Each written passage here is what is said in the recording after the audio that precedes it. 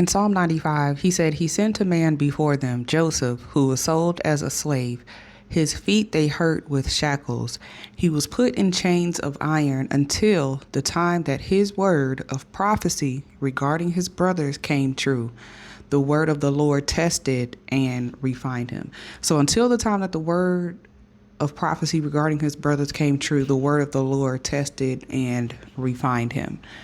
When God gives you a promise, when God gives you a prophecy, because that's essentially what it is, right? It's God telling you his will, his way, his plans, his promise that he intends to fulfill. When he gives you that, it will then test you and refine you. A lot of times we want to receive the promise and then go into it tomorrow, at least next week, maybe next month at the latest, right? Joseph was sold into slavery at 17. He didn't get out of slavery until he turned 30. He was in prison for like 2 to 3 years. The prison part, not just slavery, just the prison part. He was in for 2 to 3 years. This entire time, this 13-year stretch, he was being refined. Oftentimes we think our unfair circumstances, our unfair situations, the things that we don't understand, God, why it have to happen this way? We often think that they're happening to us and not for us. So when God says, I will make all things work together for your good, it's not that all of these negative things happened because the enemy was successful.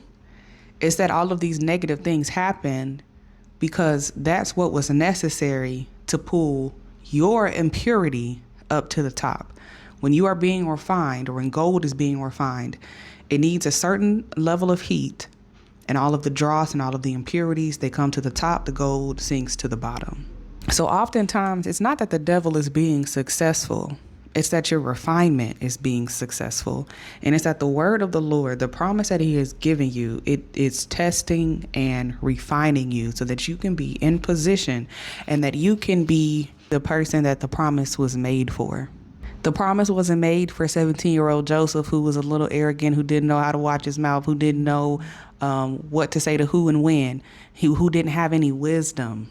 The promise was for the wise Joseph, the submitted Joseph, the Joseph that said, it's not me. The dreams aren't me. It's God.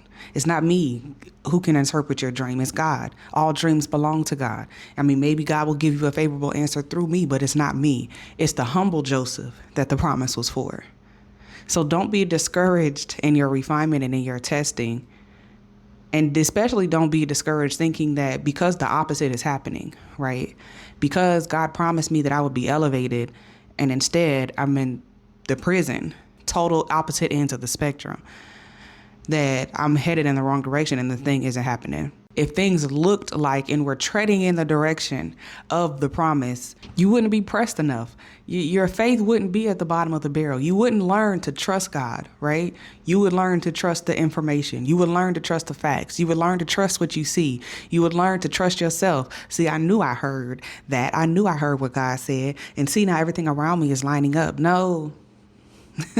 It's going to look contradictory and it's going to look opposite first so that God can refine you and humble you and remove things out of you. And then it's going to start lining up after you have submitted, because the promise is for the humble and the promise is for the submitted, not the proud, the puffed up, the arrogant. So if your feet hurt with shackles, if you've been put in chains of iron, until the time that the word of the Lord, the prophecy concerning you, comes true, allow the word of the Lord to test you and refine you.